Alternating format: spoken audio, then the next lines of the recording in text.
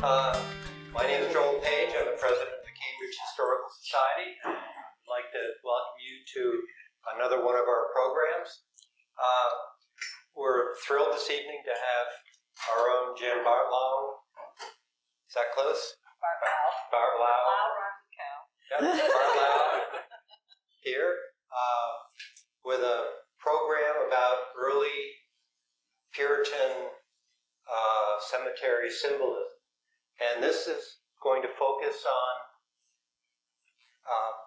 17th and 18th century cemeteries, so 1600s and 1700s, which is actually, for the most part, a little before Vermont cemeteries. So the focus is actually going to be more on areas in New England south of us with some Vermont connections.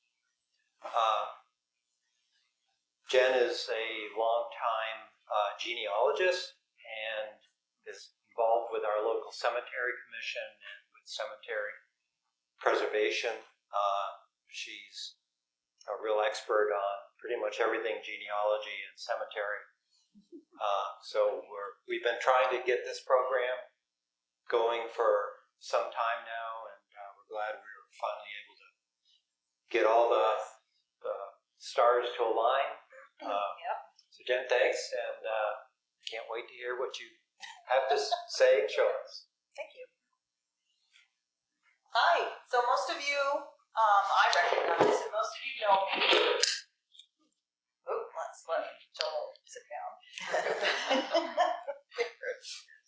I am what is known as a taphophile, and a taphophile is somebody who loves cemeteries, loves grave art, and just enjoys studying the different forms that you see on gravestones.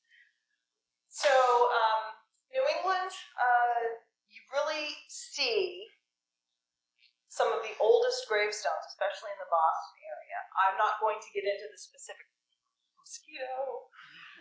the specific carvers. That's a whole nother, I could go on for hours about that. That's not going to be my focus today. But it started in the Boston area, and some very elaborate stones down there. And then, if you think about it in concentric circles, it just kind of widened and widened. And people who lived in, say, Connecticut, who were carvers, eventually moved to New Hampshire. Like, you will see in New Hampshire some of these old stones, and you think, oh my goodness, you know. And then you read the date, and it says 1780. Well, this person from Connecticut had moved up and started carving up there. Anyway, they are in Vermont. You would have to go. Rockingham Meeting House in Vermont has some beautiful stones, and I've got, I think, one or two here on this presentation, and I'll make sure I note it for you. Bennington is gorgeous. Has anybody been to the Bennington Cemetery? Oh, it's just, I went right after they cleaned it, and it just shined because the marble was just so white. It's beautiful. Anyway, so gravestone symbology is a study that they started back in the 60s and 70s. They termed it under folk art, and it has just blossomed from there. You'll see my last slide is my bibliography. There are a lot of books out there on it. I'll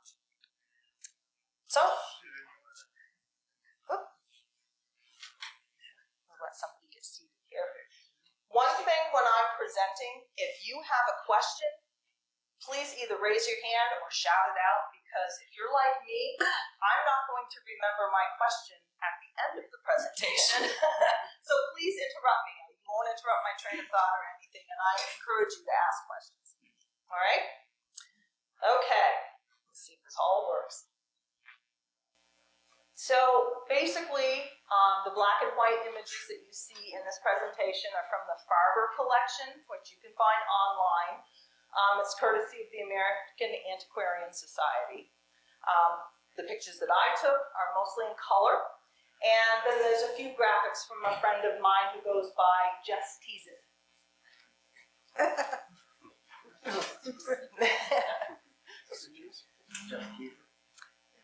All right, so most of you who do know me know that I like to laugh. I I like to make jokes.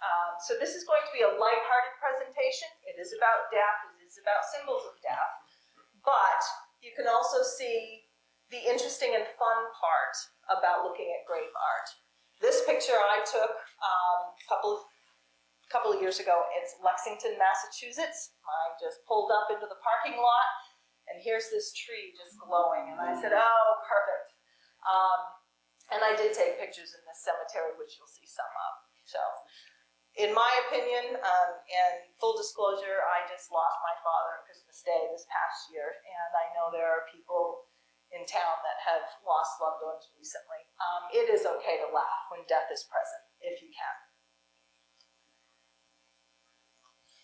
Okay, so symbolism. What is it? Well, it has to convey a meaning. It has to be instantly recognizable to you, or else it doesn't have a meaning. Think of a dollar sign. What does that mean? To us, it means currency, our particular currency. What about a stop sign or a yield sign? You see it, and it absolutely says, oh, I know what that means. It means I have to stop my car. Traffic lights, any of these things. What other symbols can you think of? Go ahead, I'm asking. Arches. I'm sorry? McDonald's arches. There you go. That's a symbol too. Perfect. Perfect. Anything else that you can think of? Spire on a church. A spire on a church, a cross, Skull and crossbones. skull and crossbones, Jolly Roger. So these messages can get lost in translation when you don't understand what the original meaning was. And this is what I was trying to search for, was where did they get this? It just didn't come into their head all of a sudden. They got it from somewhere. So, and they're read by the living as a final warning or a lesson from the deceased.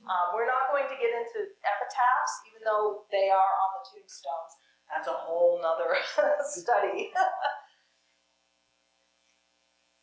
All right, and I put in something called practical magic because I want you to notice on all the pictures of the tombstones that you're going to see in this presentation, these symbols.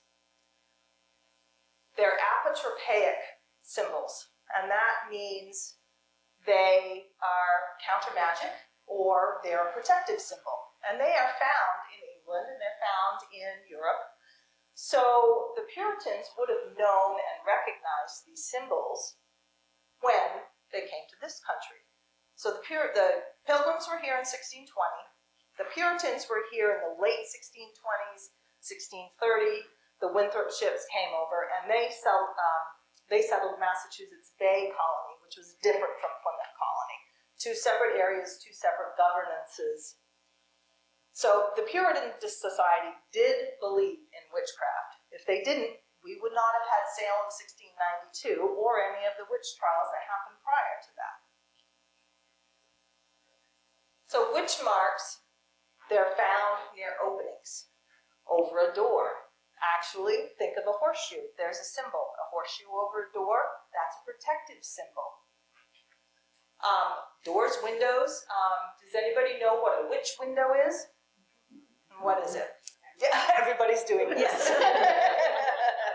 So, especially in Vermont, if you travel along in an old farmhouse, all of a sudden there's this kind of kitty corner window. Oftentimes it'll follow a roof line. It's called a witch window. And the reason it's called that is so the witches couldn't fly in, because apparently witches fly straight, they can't fly kitty corner. So those are called witch windows. So it makes sense if Puritans saw the grave as an opening between two worlds, between the living and the dead, between earth and heaven, earth and hell, because Puritans, you could not assume that you were going to either place, heaven or hell. They didn't know. You had to do good works, but then again, you were not assured of salvation. You just hoped that you did. So these marks helped ensure a loved one's soul would not be attacked by Satan or evil powers. So counter magic is often seen, and This is a picture that I took, and I had pictures of my ancestors as well, the gravestones, and this is one of them. That is not her, the picture. We'll talk about those pictures later. As I said, spirals, hexafoils, circles with center dots, and in the next screens I'll talk more about what these look like. A four-armed cross, webbed or meshed demon traps, and most are located on the finials. So right here, these are finials here. You can see I put the arrow there. It looks like a bedstead right here, and that's exactly what it was supposed to look like. In many of the old cemeteries, you will also see footstones if they have not moved them. In old cemeteries where they're now using, sorry, another mosquito, where they are using modern equipment to mow, they will take the footstones and they'll put them right against the headstone. But it basically was meant to look like a bed. You had the headstone and you had the footstone, and then they would mound up earth over the grave, because some of these places that you go and you think, how did they bury these people? There is another, I think it's in Concord, Mass. There is, up behind the church, this cemetery literally is like this. And you think, post-hole digger? Well, how did they get these people in the ground? Because you just couldn't lay them flat. Anyway, I digress. So by the mid-1700s, did the population recognize these symbols as countermagic? And that's a good question, and people are still studying this. Did they recognize it as countermagic, or were they just familiar designs from the 1600s, the late 1600s, when you would see some of these emerge? So the reason I went into countermagic is because I wanted you to notice them on all these other stones I have. So you can see spirals over here, spirals. You can see mesh here. Those are demon traps, they call it. Here is a circle with a dot in the middle. And oftentimes they're not, you don't notice them at first glance. You have to really look because they were hidden sometimes in the foliage on the sides. And this is a lot more elaborate. These are hexafoils here. Right here. And there's a hexafoil within a hexafoil on the finials. You can see spirals. Over here is another mesh demon trap. And that one doesn't happen to be on the finial. Does anybody have any questions yet? Yes? Were they meant to also be decorative, or do they have a purpose? I always thought they were decorative. I know they're not. That's the question that scholars are now trying to determine. Part of it is, boy, that mosquito loves me. Passive around here. I know. Part of, they were used for decoration, but they had that other meaning to it. Because in the early Puritan stones, of which I don't have an image of, there were no faces, no skulls, nothing. There was just carving. It was just writing, and it was no epitaph. It was so-and-so died, this and such a date. A.E., which is a Latin saying, which don't ask me what it is. I always call it, as a genealogist, age at expiration. That's how I remember it. And, it would give their age in their 75th year or something. And then the next one would be the death's heads, which we're going to get to. Here's some more. This is more counter magic. You can see the hexafoils here, all over this one. There are some spirals down here. There are some circles with dots in them. It's just covered with them. And these are a little different. They're still considered counter magic or protection symbols, webs. Of course, this carver was not as precise as some of the other ones have been. The hexafoils were easy because all you did was you took a compass. And so you could get them pretty precise. with that. Okay, go. This is a footstone right here. So, it has will have initials or it'll have a name, but it won't have any dates or anything. So this is a footstone, but you can see the hexafoils here and see how they're almost perfect. And these, especially over here, they're beautiful. So when you say a footstone in this context, is it actually set up 6 feet away from the main stone? Two stones facing each other? Some of them are 6 feet. Yeah, this one would be, if I were coming upon this one in a cemetery, it's obvious that they've taken that at an angle because you should see the headstone in front of it, on the other side of it. Because you would read like the end of the bed, basically, and then the beginning of the bed. And that always faced west, because that was the direction of the resurrection. Or that was they faced west, but they wanted to see the sunrise, so the writing faced west and that's not for every cemetery, but a lot of the early ones are lined right up. If you took a compass, you'd be able to see that they're west. In fact, in Cambridge here, we have east-west facing cemeteries. North Cambridge especially is east-west. What type of stone are these? This one right here is slate. It could be, because it's black and white, it's hard to tell, but that could be one of the brownstones from Connecticut. The only reason I would even guess that is because it's very worn. The sandstone there it just comes apart very easily. But slate, this one definitely is slate. Okay, so whose idea was this? It had to come from somewhere. This gravestone is Susanna Jane. This is in Marblehead, Massachusetts. This is my personal favorite stone because it's very busy and has a lot to say. I'm just going to go over this stone real quick before we get on. You can see there's winged angels or cherubs here on the sides. There's vampire bats right here.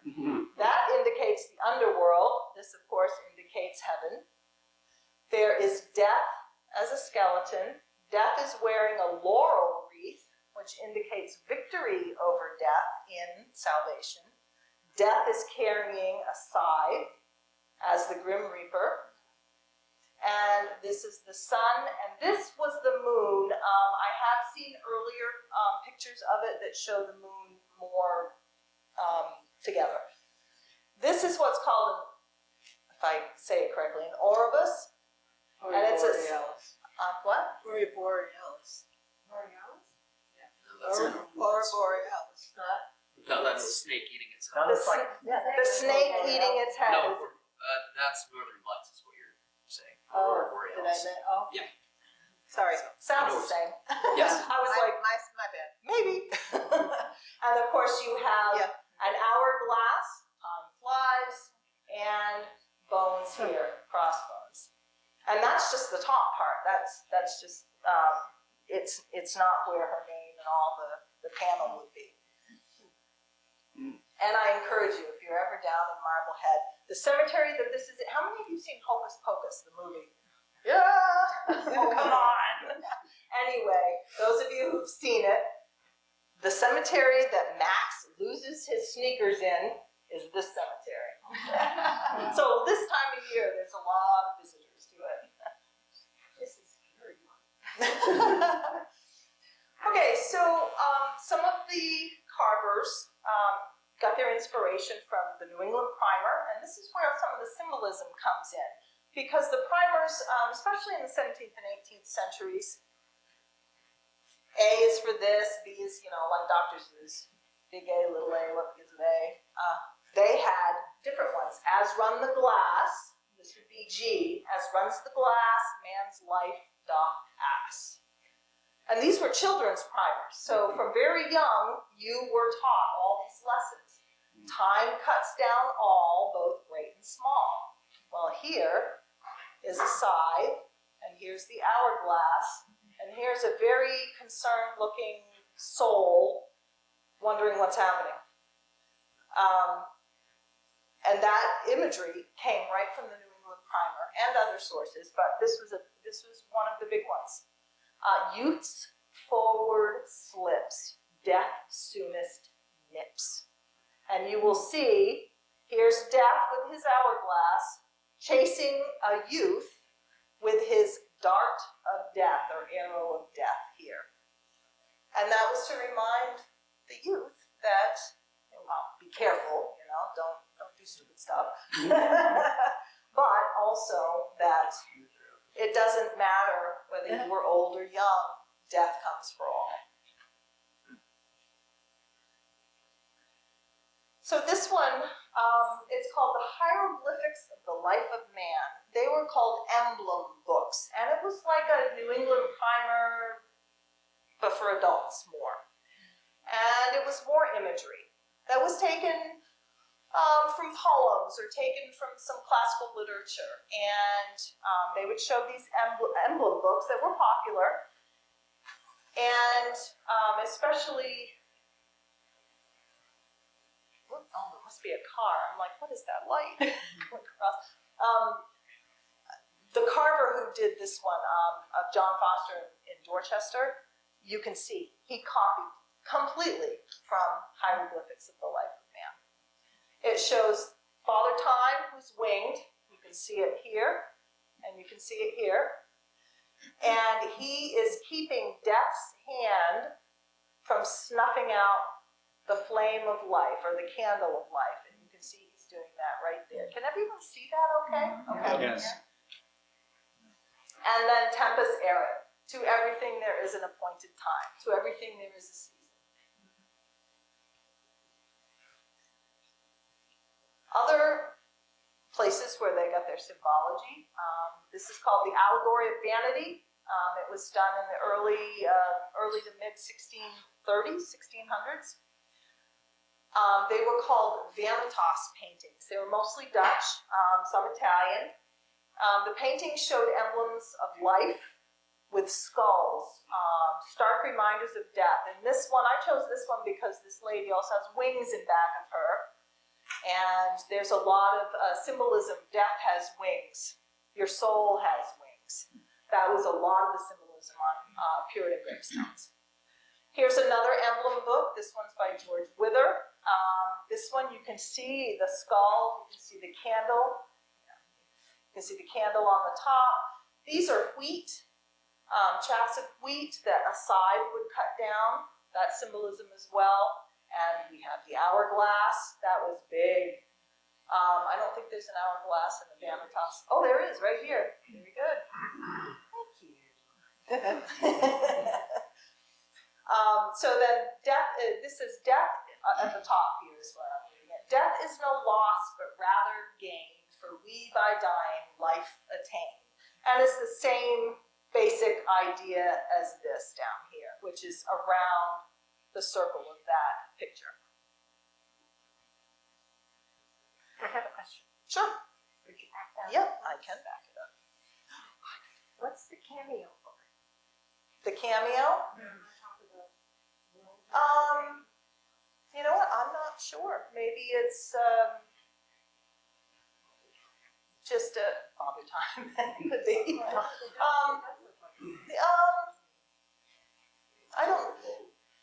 I'm not sure whether that would be, here's a loved one who has died, or here is a loved one and this is how I remember this person's life. Maybe he's not with me right now and this is how mostly what was on the right side of this painting are symbols of the life or life well lived, and then you have on the left, and you can see right here, see this candle has no flame. This candle is snuffed out because it's got all the skulls right here and the time.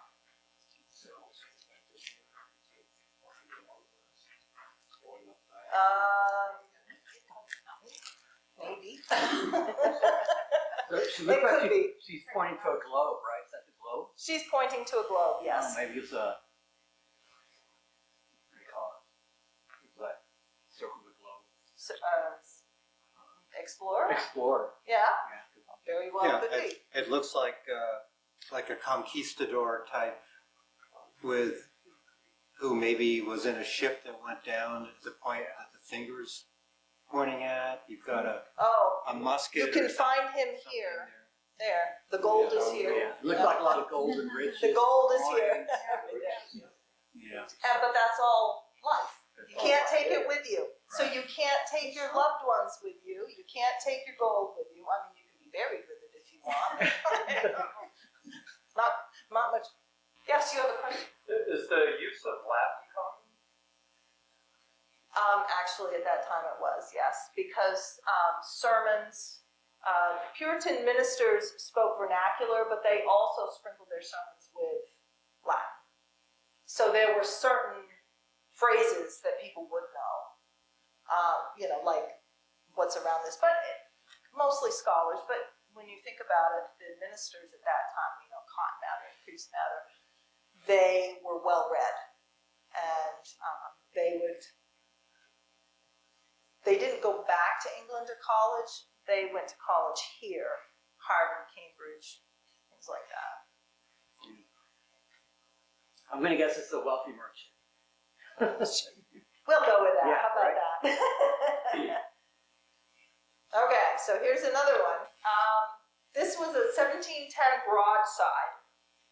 Benjamin Thompson was a local poet and physician in Boston, and I'm not sure if you can read this well, but it's a neighbor's tears sprinkled on the dust of the amiable virgin, Mrs. Rebecca Sewell. Well, Mrs. Rebecca Sewell was 6 years old, so I'm not sure why the Mrs. was there. She was 6 and a neighbor of Benjamin Thompson. These were sent out as broadsides, death announcements, basically, death notices. Some of them were more elaborate than others, and they had been used in England for throughout the 17th century. So the Puritans would have known about these and recognized these. What is a broadside? A broadside is just a sheet of paper, like a one-sided newspaper. Sometimes they would be tacked up, sometimes they would just be handed out. The Declaration of Independence is a broadside. I see, okay. So I wanted to show you all the symbolism here. I mean, you can see the winged time, the skulls. This is pickaxe and shovel to dig the grave. More skeletons. Here's that wheat that was cut down by the side. And then over here, it's not exact, but it's very similar. This was actually earlier. This was in 1680. I can't see it from here. The light. Charlestown. 1680, 81 maybe is when he died. This is another ancestor of mine, actually. So you can see the skull here and here. You can see it's just got more of the symbolism of death. These are all symbols of death that they would have known. So Jen, this is focusing on Puritan. If you were looking in a Catholic graveyard, probably different symbols. If you're looking in one, that would include Masons, you'd get Masonic symbols. Yep. They definitely had gravestones with Masonic symbols. I just didn't put any in this presentation. They had them then. Catholic cemeteries, Masonic Puritans? yeah, they did actually. Yeah, must have crosses on the Catholic ones. I noticed none of these You have know, crosses. I don't think I have ever been into a Catholic Puritan. Well, there's. Well, yes, You there can't are. go to a Catholic. Puritan is not a. They're Protestant. Puritans were Protestants, Right. yes, but Puritan is also the time period. That's what I'm trying to get across too. So I've never been into a Catholic cemetery that dates from that time. That's what I'm trying to say. I don't know if they even had them. Yeah. They must have. Maybe in Canada. In Quebec, definitely. Quebec. I would have to go into, but yeah, I would have to Maybe they go didn't to. differentiate at all. If you go to online, if you go to a place called findagrave.com, you can look up cemeteries, and people have gone in and taken pictures. So you could go to Quebec cemeteries and see some of the symbolism there. That would be interesting to see how different it was. I'm sure you would have seen a lot more crosses. There were very few actual crosses on Puritan. I'm not sure why. Something I'll have to look up. They might have seen it as a symbol of the Pope. And of course, the Puritans were anti-Pope. Very, very anti-Pope. Okay, so other imagery. And this is a very busy stone. Other imagery could come from hymns. Isaac Watts was a popular, he was a poet, but he also wrote hymns. Rise, my soul, and stretch thy wings. That's a lot of the winged death's heads, winged cherubs, winged soul effigies that they call them. That comes from this symbolism. And then 360 before current era, we're talking Plato. That is how long that idea of the soul having wings has been around. Okay, stop staring at me. Winged skulls and death's heads. Okay, so as we've already talked about with the symbols, skulls, skeletons, they represent death. They represent the earthly flesh has gone away, and this is what remains. Your soul has left. The skeleton is dust in the ground. You are mortal, death comes for all. This one said, hang on, wrong button. This says memento mori. A lot of people think it means remember me. It doesn't. It means remember you too shall die. Mori is death. Memento, remember death. This one I took, this is in Hollis, New Hampshire. One of the reasons I took it is because it says Lydia Worcester departed this life 1772, not delivered in childbirth. So if you look up here, you will see a coffin, and then you'll see a little coffin within the coffin. So it's mother and child there. But you see the skull and crossbones, and she was 39. So you're supposed to contemplate the fleeting nature of life when you look at a death's head, when you look at the wings, when you look at the spade and the pickaxe. Coffins too, an hourglass especially. Time flies, Fugit hora, time flies. Okay, another similar skull to one we saw a few slides back. These are just pictures showing you the different types of skulls. You can see the pickaxes over here on the left, shovel, the spade. There is a coffin on this one right here. It's kind of hidden between the crossbones. This is an old one, another one from 1680. This is in Phipps Burying Ground in Charlestown, Massachusetts. And another ancestor of mine. So,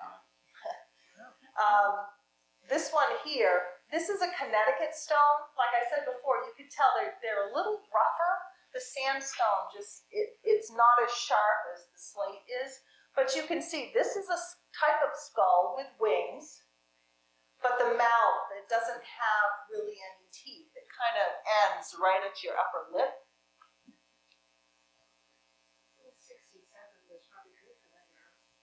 Yeah. Here's more. Big skull and crossbones. But you can also see on the finials here, what do we have? Little angels, little winged cherubs here. But a very plain stone other than the skull and crossbones and the cherubs. And then this Timothy Lindell on the right here, he's, I believe that's in Plymouth, Massachusetts. Very well carved skeleton. A lot of them didn't do full skeletons. That took a lot of work. It's easier to do a skull. And then you have Father Time on the right with the hourglass in the side.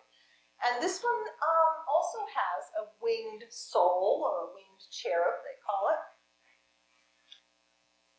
So a question, the date on the bottom of that one? This is, because it's in January,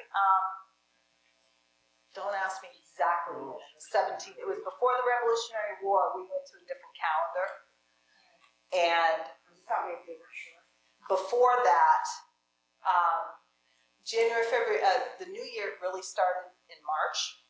So anything January, February, and March had a split date. So January 6, 1698/99.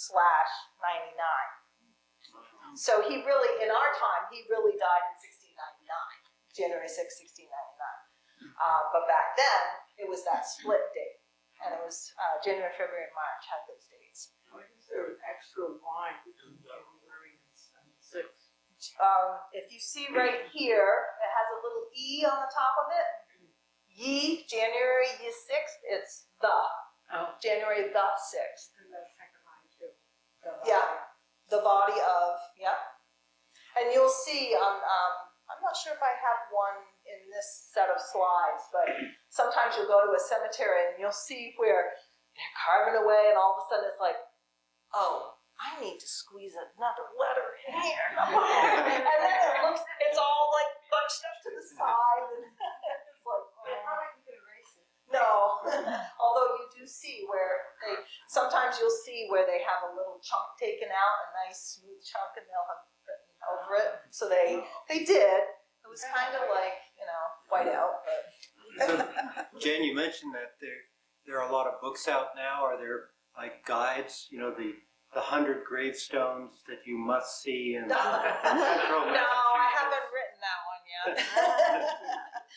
There are, Top 10 great. I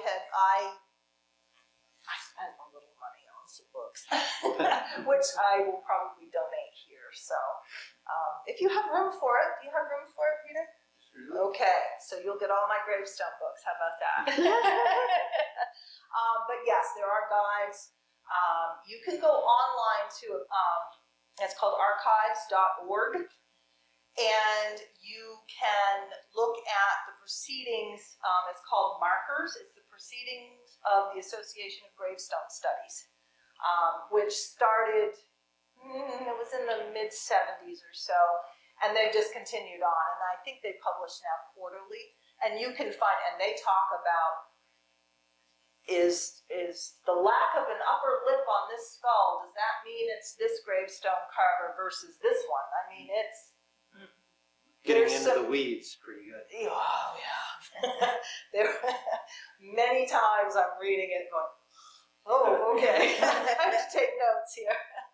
So there are quite a few books out there, and more that are being updated, older books that are being re-released with updated information. So, Would this have been a stone of a wealthier person, or would an ordinary person do a stone like this? that is a good question. Yes, I would say that, in my opinion. But if the person who carved this was the only game in town, that's what you got. So whether you paid a lot or a little or traded your best cow or whatever, they would go around, they would often have tombstones or gravestones done except for the information in the middle, and if somebody did it for more than just a side gig, they would have these, and you could see different ones in a shop or a storefront and pick which one you wanted. It took quite a while to do Gravestones are us. these. I'm sorry?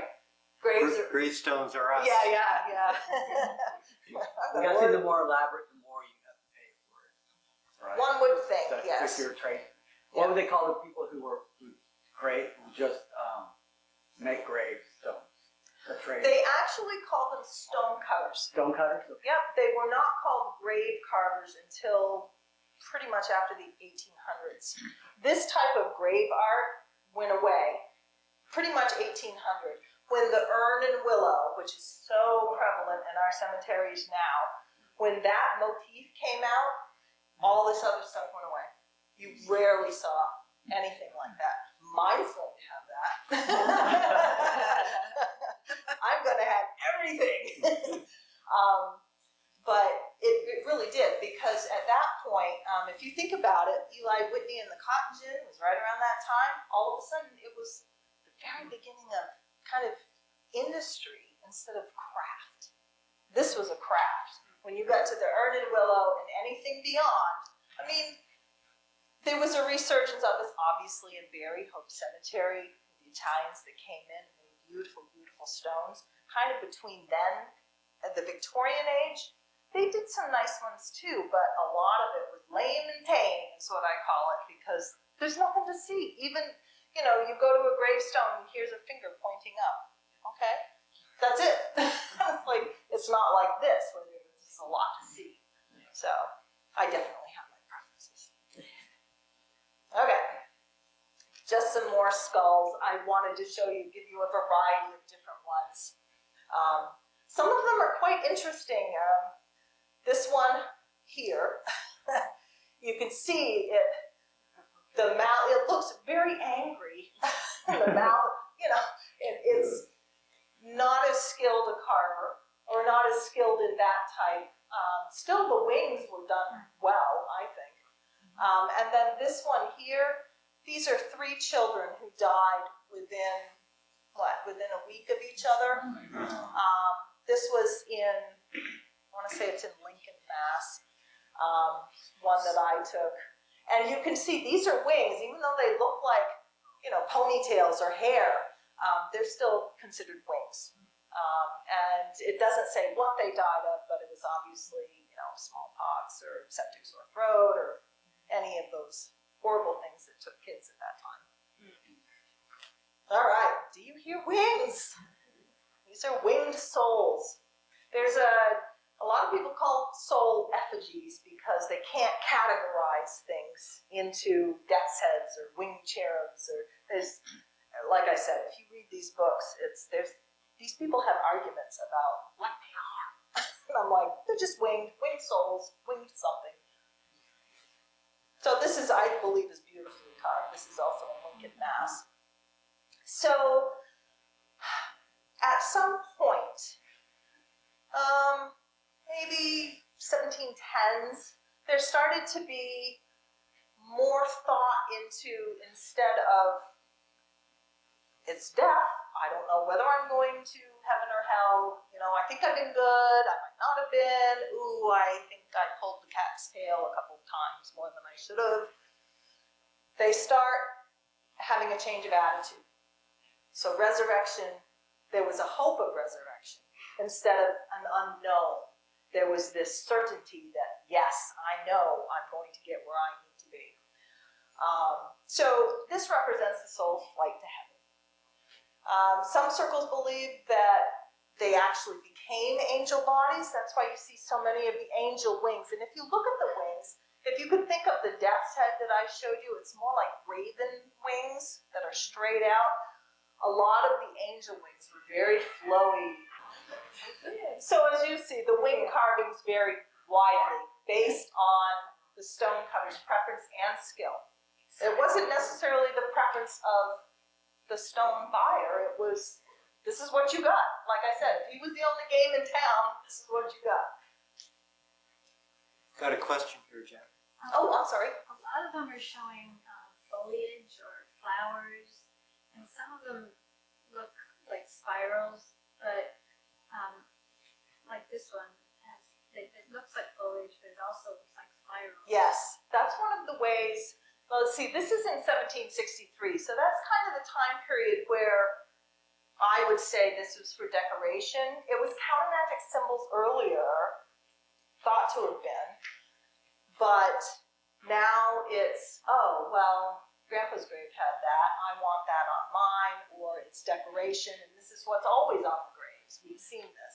But yes, there are a lot of foliage and vines on the, underneath the finials on the panel sides.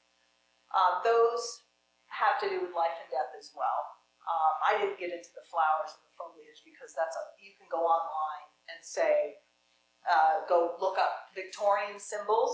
Even though this isn't Victorian age, it'll tell you every single acanthus leaf and fig leaf and everything and what it means. I mean, long list. I said, no, I'm not getting into that. So, more wings. This one here looks like a lion. This is actually a face. These are wings right here, someone's interpretation of them, And this is hair up here. But it does, it looks like a lion with a mane. And you can see, here's whorls, these are called whorls. Yeah, it's the shape of a vix. And you can see this one, I love these, I call them aliens. They're just, it's light bulb. That's good. So you can see that this was kind of a skull that has a smile-ish. It's that weird period, kind of almost in between, where I don't know. It's not really a cherub, but it's not really a skull. So it's a soul effigy or a winged face. And so the wings here are very different from whatever. It almost looks like a cloak, almost billowing somewhere. And again, you see here's mesh here. This one actually has columns. What I love about this one is you can see in between all these, there's little dots in here. Somebody actually made dots to make it look like a background, like a wallpaper or something in the back of it. That took a lot of time to do that. You see on the last name where they ran out of space to put it. Yes, oh, I did have one. Good eyes. Right here, where it says Chamberlain. They probably said, it's phonetic. I don't need the I. It's like I'm already missing an N. Is it possible that the two pillars is Masonic? This one might have been only because, and the only reason I would say that is because right here, these could be considered to be levels maybe, or a T-square right in there. Oh, yeah. But if it is, it was very well hidden. What are the mesh circles? The mesh circles, as far as counter magic went, it was called a demon trap. It was so the demons would get your soul. It was like a spider web of mesh. In 1763, it was decoration, definitely. Here's just more wings. This is the one right here. You can go see this one yourself. It is in North Underhill Cemetery. That is the most northern one of these stones that I have seen. And I was thrilled to see it. And you can tell by the color picture that that's my picture. So I love this one. It's very rudely done, crudely, I guess you would call it. It looks like cookie cutter flowers, rosettes. And then it's a winged face, but it looks like a spider. It does. And you can see Mrs. Hannah Cornish died December, so DEC with an M, 2nd, 1731, age 70, YERS up at the top. So somebody that wanted to do a nice job, but kind of didn't have the skill or the language skills too. This one over here, this is also a Connecticut stone. I can tell by the roughness of it. And the face, I'm like, that is a cartoon character straight out of somewhere. Yeah. All I could think of was like Fred Flintstone or something like that. I was like, oh my goodness.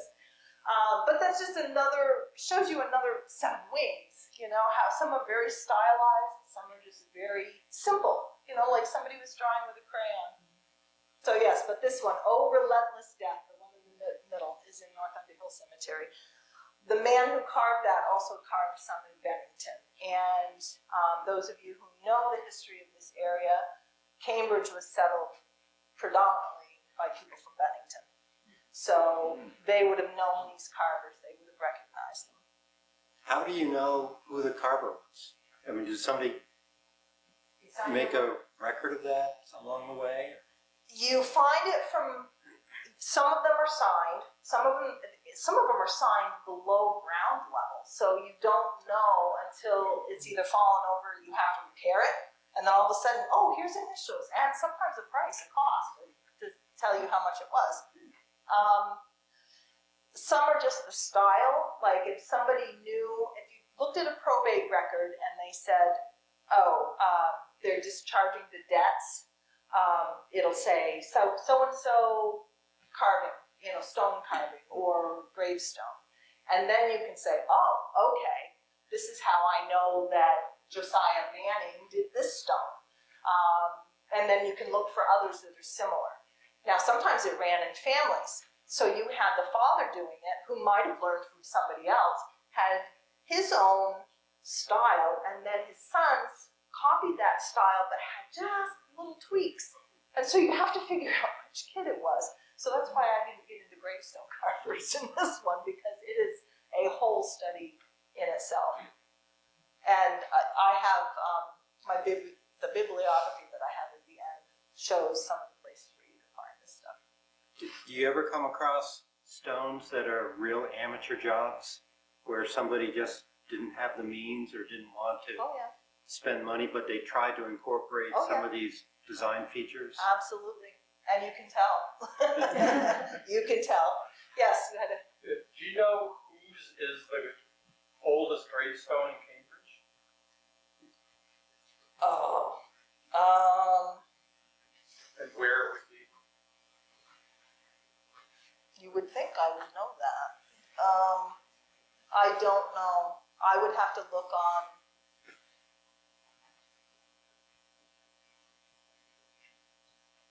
I think it's in Mountain View Cemetery. I think there's one that's 1789, maybe.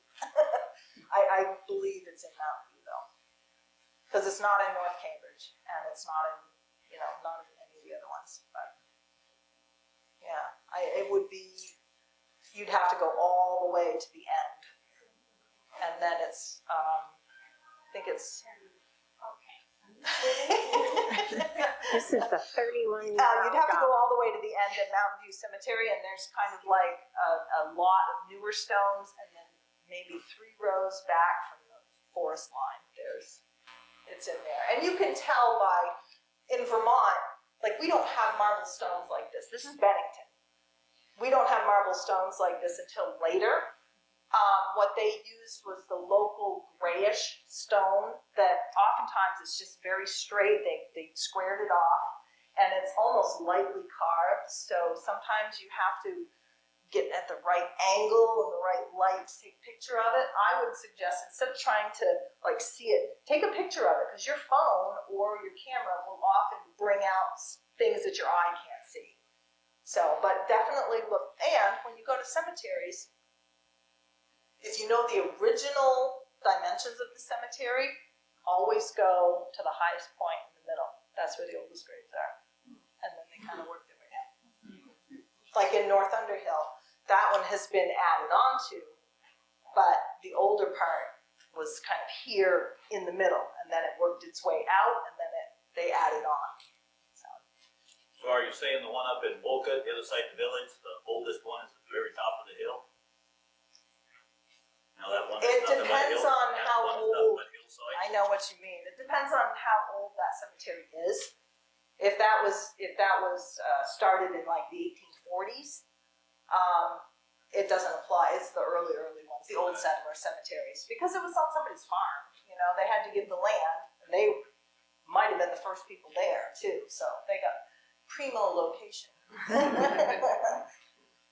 All right, so again, this is in Bennington. I just loved it because it's this line of gravestones with 3 completely different sets of wings.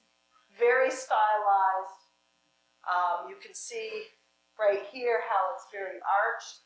And there's, this face here, a different face here with some curly cute hair. Different wings, almost looks like a necklace or a lace. It's just amazing what and 3 different carvers. I mean, obviously. And it's the same family? No. Together No, like that? This is Hubble. Right here is Hubble. This is Holmes. This is actually, we had Holmes early on in Cambridge. This is, I believe, the father of, Experience, the wife. So Experience and Nathaniel, I believe, are the parents of the Holmes that came here early on. And then this is Mehitable Hubble. So Sorry. It could be that experience was a Hubble, and that's why they're in with the Hubbles. Mhm. Because Nathaniel was not buried next to this his wife, and it could have been a first wife, and he had a second wife and was with them. So, okay, smile much. Portrait stones and soul effigies. Okay, and these are the ones that a lot of people find are creepy because they're just kind of scowling at you. They represent the deceased, not necessarily a true likeness. You had to be a very good carver to get an exact likeness. Again, some scholars call these soul effigies. Some of them are winged, some of them aren't. Some of them are highly detailed. Some of them are just circles with eyes. You can find, like this is one of my ancestors, and it says on the side, from death's arrest, no age is free on the sides. That's another primer. I wanted to show this one because that's another New England primer tale or lesson. So you can see right here, you wouldn't, unless you've read the stone, would you know that that was a female of the time? No, not at all. Sometimes you can tell with buttons or a different collar. Sometimes a minister had a minister collar. Some of them had flowing hair or a ponytail or something. So this, male or female, don't read it. Female. Nope. No? My mother looked at it and she was like, oh, look at that woman. And I said, yeah, it's not. She says, well, what's she holding with her hands? And I said, not her chest.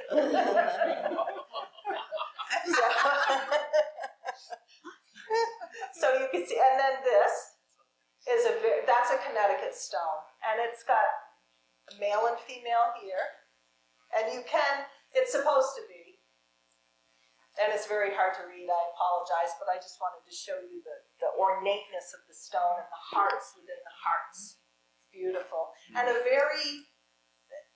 to me, this looks like a very much older face. You know, it's not a youthful face, not like down below. This is from Rockingham in Vermont. These are exactly what they call soul effigies. They don't have wings. They're just faces with noses. They're in starbursts or sunbursts. It meant the soul is rising to heaven. I'm not sure if you can see it. Down here, there is a little heart. And one scholar that I read actually talked about this stone and said, oh, if you go see it, there's vapor trails where this, and I'm like, what? Supposedly there was, you could see, and he was more into he was one of the authors that tried to make all these symbols about religion, no matter what. And many of them were, no doubt, but a lot of them were not. They were more about your own feelings about death and life and what happens. So back to this one that isn't a woman. Oh, this one? Yeah. This is the mortal remains of Mr. Daniel Squire. Sacred to memory is interred beneath this stone. He died March 26, 1783.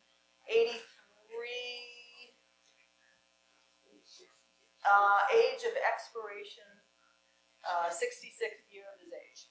There you go. So what is he holding? He's actually like, you know how Napoleon had his hand in his jacket all the time? He's kind of holding his vest coat like this. Oh, Yep. Wow. Yep. And those Sure he is, yeah. he's holding the girls up. Those are trees? Those are not trees, those are actually wheat. Oh, sweet. Okay. That's somebody's interpretation of wheat. Sweet. Okay. Yep. Oh, really? Yep. So back in that time, everybody had an individual stone. Everybody, I'm sorry. Got their own individual stone, not like, nowadays you'll see a stone with the husband on one side and the wife on the other. No, not necessarily. rarely. Sometimes they would have a double stone, like the kids had the stone all together. Sometimes you would have what they call the marriage stone. This one here is a mother and two daughters. That's why there's three faces on it.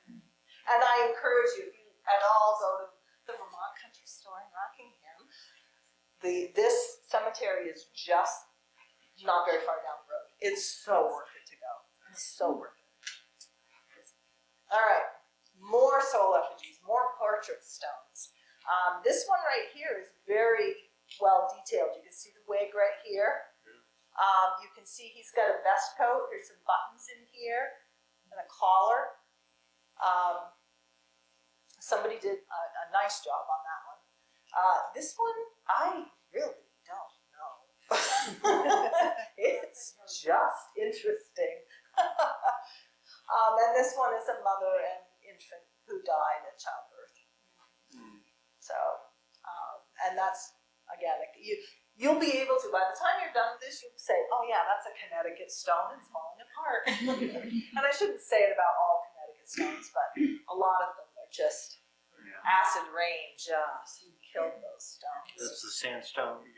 Yeah, the brown, it's very brownish. Is that like a coffin that mother and child in? Yes, yes. Yep. Oh, okay. Yep, you can see the edges of it. Okay. I love this guy.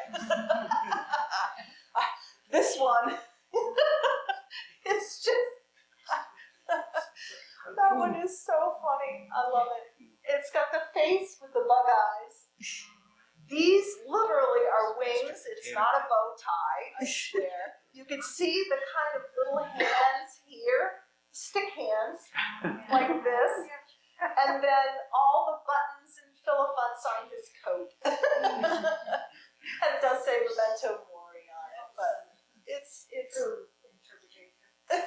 just fun. Sometimes you round the corner and you're like, what? I have to take a picture of that. Nobody will believe me. And here's another child stone that shows all the portraits of the children, 2 sons and 2 daughters. You can see the differences right here. And the boys have little coats on with the little jacket buttons and everything, and the girls are just kind of plainly adorned with a little collar and just a small ribbon down the front. You can kind of tell, you can't really tell by the hair on these. Yeah, they were all very, these were done in different, I'm not sure, yes, they were all in 1786. So January 7th, 13th, the 2nd, and I can't read the one way down because it's in shadow, but, you know, there's one in Lexington. I did have a picture of it, but I didn't show it here. It has 6 children, all within 2 weeks. So stone is huge. Yeah. So what just happened? Surprise, concern, anger. And this is where, I mean, we've already taken a lighthearted approach. This is even more lighthearted because these stones are great. I love them. Okay, sometimes you just wonder what they are thinking. And like I said, I find them amusing, but it's sad. I mean, it's sad when you think, oh, here's this one is a father and his son. But look at the eyes. I mean, like, wow, what just happened? And then this is Bennington. This is actually a fairly famous stone in graveyard circles. This is in Bennington. This is the Reverend Jedediah Dewey, who was the first minister of the Bennington Church that you can see right in the picture. Here's wheat right here. Just a lot of carving and spirals. Birds here, almost reminiscent of Pennsylvania Dutch, as you see on the barns there. But look at his face. He's a minister, and those are supposed to be wings, but if you think about it, those could be the robes, the minister's robes, you know? But the look on his face is just, and the forehead, he's very concerned. He's like, Yeah, I don't think I want to go to his church. Sounds like he's doing a sermon right there. Yeah. I'm surprised they don't have like brimstone on it. Brimstone, sermon. Those wings remind me of Popeye's arms. Yes. So here's some more, and this one, I mean, the look on the face is just precious, I think. It's supposed to be a skull with wings. These are actually supposed to be wings. They're just coming out of they're not coming out of here, they're coming out of his head. Actually, it would be her, because this is Elizabeth. And this right here is actually supposed to be kind of a skull, kind of that grinning skull thing, but the way that whoever carved it, just a look of surprise. Oh my. Oh, I know. So, Do you know if these carvers were literate, or if they were following, just sort of mechanically doing letters, or, you know? you can certainly tell the ones that were not fully literate by how they carved and what they carved. Somebody could write down what they wanted on a piece of paper and they just followed it. Most of the stone carvers were pretty good. The ones that did this as more than just a side job. Yeah, well, that's what I was wondering. Was this their main profession, these guys, or did they, were they carpenters or farmers? They were a bunch of different things: farmers, carpenters, coopers, anything like that. And just if somebody had some skill or some time, they were able to do that. And it also depended on what type of stone they had available. I mean, some stone obviously is easier to carve in than others. But yeah, and exactly. If it were a farmer in the winter time, okay, what else do I have to do? I'm going to go out in the shop and I'm going to carve some stones to have in case. So, and I love this one because it just looks like a bat, and the surprised face again, and it just they're just interesting. Just to round the corner and you're looking at, and you have to smile because it's, even though it's about death and dying, you just have to smile. And here's just a couple more.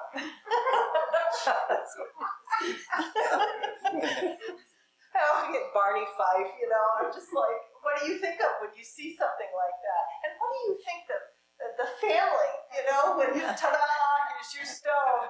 Okay. You're not going to get the best cow in my barn for that one. But again, you can see there's the little counter magic symbol there. And of course, this one is another one from Bennington. And you can see just a very faint frown there. Like I said, I encourage you to go to all these cemeteries because they're fascinating. But Bennington is another good one because you can touch that stone and you can see that right in here, you can see it looks like they have actual cheeks. Well, they do. He does. Because you can touch it and you can feel that it's rounded a little bit. Yeah.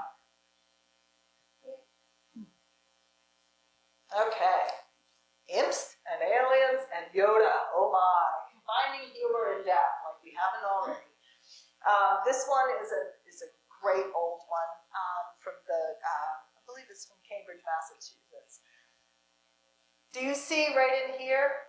He has a wig on and he also has a mustache. This is one of the only gravestones I've seen that the person has a mustache.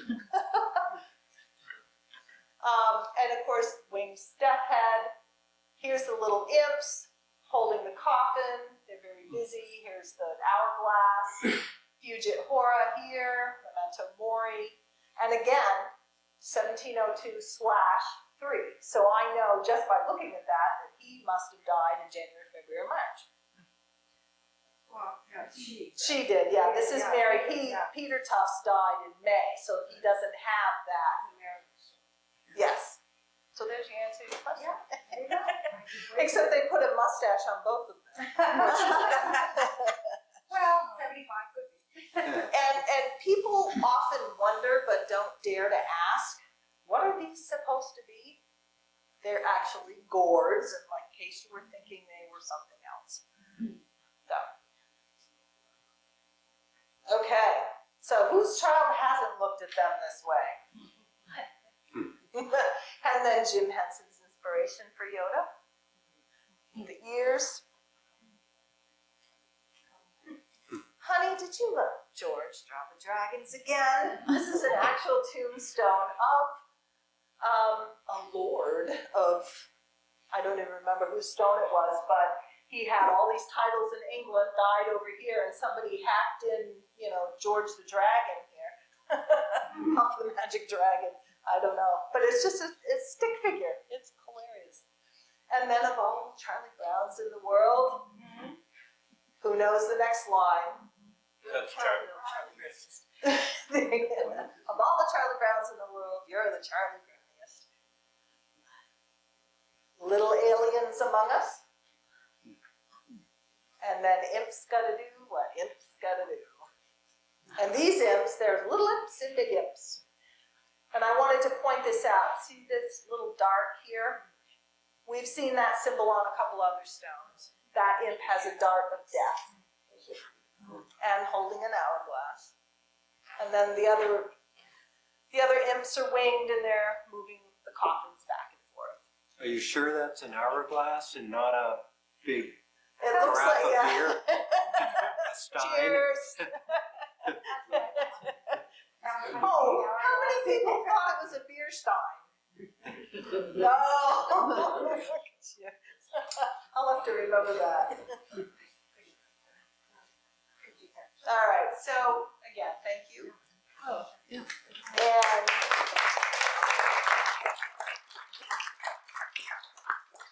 And this is another one of those surprised stones, and this is another ancestor of mine.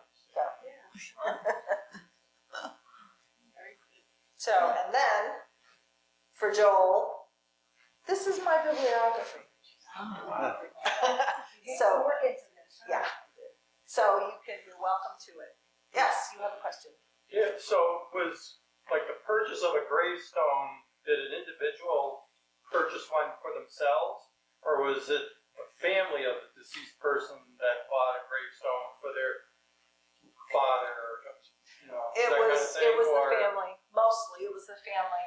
You see in the old probate records or in the wills, the wills are very specific and they say, you know, that my administrator is directed to bury me in a Christian manner with a suitable gravestone. There's a lot of language that talks about that. And So. if someone didn't have family, would the community do something to provide? It depends on burials? how well regarded the person was. You could take up a subscription, they called it. That's what they called fundraising back then. You could take up a subscription and have somebody buried. There is, not in the 1600s normally, but in the 1700s, especially in the Boston area, they talked about having funeral processions where every mourner got a pair of gloves. Okay? And then they had to, some of the ministers got together and put the kibosh on that and said, you know, this is way too elaborate for our society. This is way too much. You have people who can't afford to give a pair of gloves to every mourner who comes in. Why gloves? I don't know the answer. That's not hard. I just read it in passing and I was like, oh, you know, it's like giving, you know, gift bags at weddings. Thank you for coming. Here's your Alka-Seltzer and water. You know? So. I'm wondering about the location of cemeteries. Seems like the really old ones were churchyards, and then they seem to have gotten away from it and having them kind of removed. Yes, they were churchyards, especially in the Boston area. We think of Boston now and it's like all tightly packed in, but it really wasn't. You know, Cambridge and Dorchester and Charlestown were all their separate communities. The way to find the oldest one is to look for where the first parish was in a particular town, down there, especially in Massachusetts and in Connecticut. And you can see where those would be your oldest gravestones. Even in Exeter, New Hampshire, they had a graveyard next to their first parish congregational church it is now. My ancestor, the first in my name, my maiden name, is buried there from 1708 or something. John Bean of Exeter. But the graveyard that was there, except for a few, had been removed because they widened the streets, but they left a few, right? I'm not sure why, but they left a few there. But you look at First Parish, after more people came into town, they started, and you know, the more people you got into town, the more disease you had, the water maybe wasn't as safe anymore.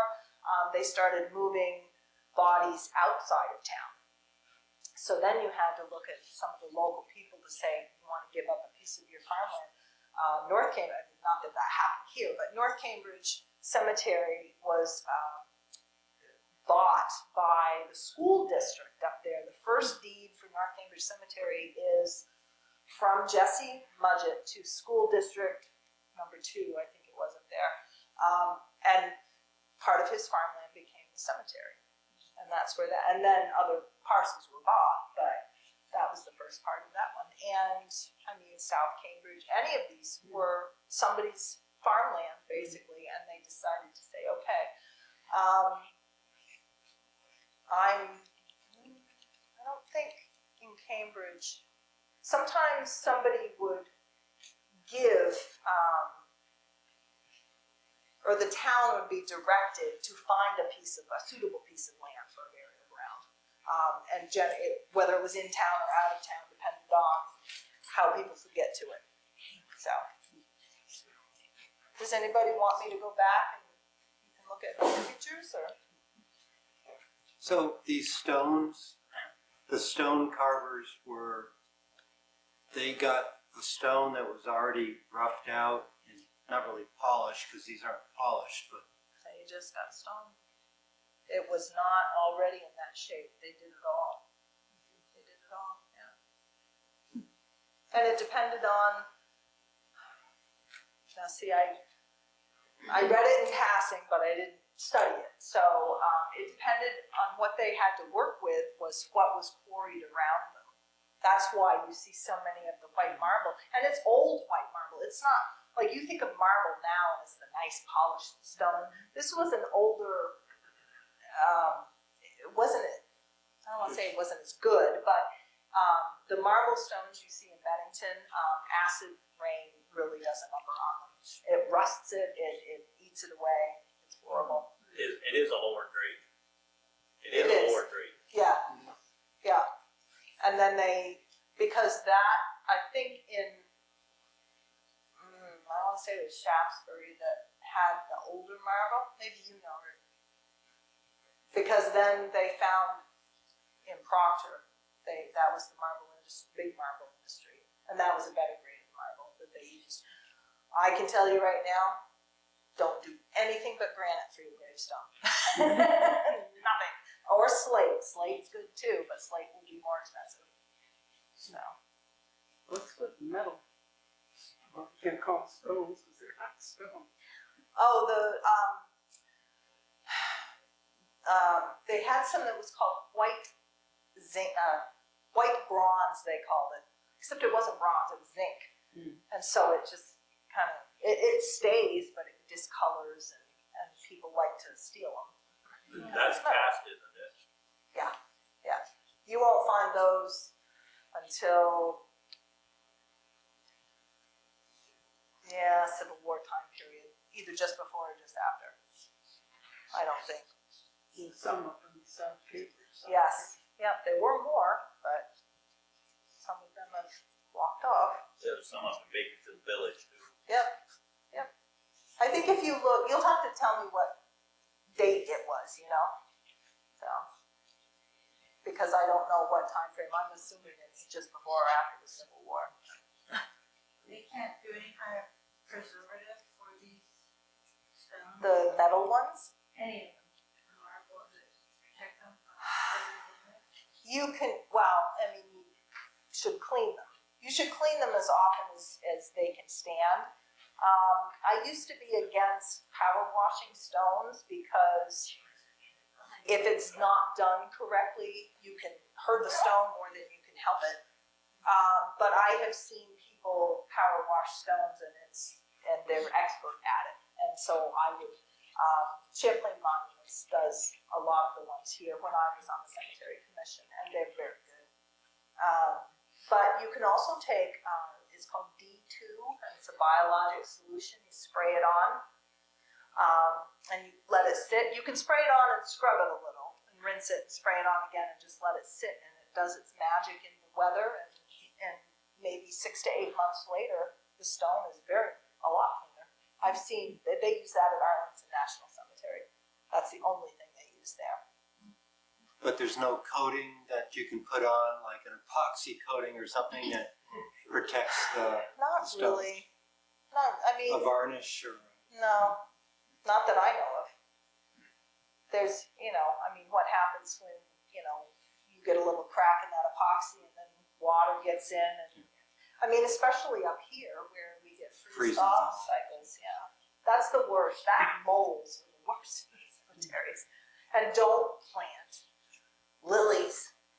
Don't plant lilies near your grave because the lilies the tubers just lift the stone. I can show you lots of places where it's just like, and there's no way except to excavate under and get all the tubers out. Yeah. Trees, yeah, no trees. No trees. Any other questions? Hi. Sure. On Fulton Valley Road, there's that, if you're going toward Underhill, on the right, there's that big house, and they've got this tiny little cemetery. It looks like maybe a family. Yeah, it's set back off the road. Oh, you're talking as you're going up the hill. Yeah. The road used to go actually right by that cemetery. They moved the road over. That is, I forget the name of the cemetery. It's in Underhill though. That's not a family cemetery. That's actually whatever community was there used it. It was easier to get there than it was to get. There's one off Dean Road, which is before, as you're heading to Underhill, just before you go up that hill, near where Westman Road comes back out, there's a Dean Road, and there's a cemetery, big cemetery up there. And there are Cambridge people in that cemetery. So in 2000, when we did the survey of the cemeteries, tried to figure out who was where, we did that cemetery as well because a lot of the Pleasant Valley people are buried there from Cambridge. Can you access that? Can people walk over to that? The little Yeah. one I'm talking about? Yeah. I haven't, but I think you That can. was rehabbed about 10 years ago, Oh, really? and one of the local ladies was interred there. And her husband fixed it all up, planted a lot of the flowers. Yeah, it's not. It's a mixed bag. There's old and new in that cemetery, as far as I know. Now, my husband worked at Ethan Allen Firing Range, and when the government took that over, there are how many cemeteries on the range? 3, 4? There's family cemeteries too on the range, but you have to fence it off and mark it on maps so that obviously you don't run over it with a Jeep or something. Some were moved. Well, it's like the Eagle River Valley at the gorge in Jericho. There were partially carved stones that I saw. Like someone just found like a granite boulder. Yeah. And started carving it and then never finished it. Okay. It's just saved.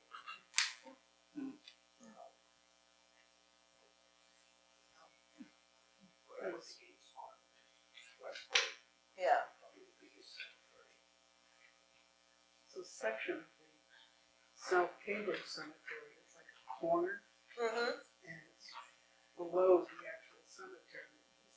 And it's built up, Yep. and it looks like they used some old stones to reinforce that. Oh, I'm sure. I know of barn foundations that have gravestones. I wonder if they replaced them, or they just used them for whatever. Before the state of Vermont had statutes about what you should do with cemeteries, if something was toppled over and you didn't know where it went, it was free stone for the taking. Yeah. In some places. Depends on the town, yeah. But, I'm sorry? They throw them over the bank to keep erosion lots of. Oh, I was gonna say stones or the bodies? Like, oh, we're gonna plant you right here. And that's what they did at South Cambridge, was to prevent erosion. Yeah, It's always bothered me. Whose stones are these? yeah, yeah. One's for like a baby, did they ever replace it? Or Do just- you ever know where it is? Yeah. Every cemetery has a stone dump in some corner or another. In fact, I was told at North Cambridge, when I was over there showing somebody where their plot was, they said, oh, I remember when there was a little hut here. And I said, oh yeah, they kept the lawnmower in that. He said, no, he said that was where the person was paid to stay overnight to make sure that the bell didn't ring. How many of you know what I mean by that? I don't. Okay, so, and this is more Victorian age, but when the bell, apparently people had been buried alive, and at some point, not necessarily here, but the stories would get out, and so you would bury a person with a string to a bell. The bell would be on a stake outside the grave, so you'd have the string, and somebody would be paid to watch overnight to make sure that bell didn't ring. Because if you came to and it was dark, you rang the bell. So yeah. Wow. Yep. True. So they buried them story. really quick. They weren't. Depends. You think they wait till they're like This was pretty before obviously Bob. not dead? They start, So that's originally what the shack over at North Cambridge was. I was like, ooh, okay, thank you. Anyway, thank you. You've been great. Thank you, Jerry. Everybody's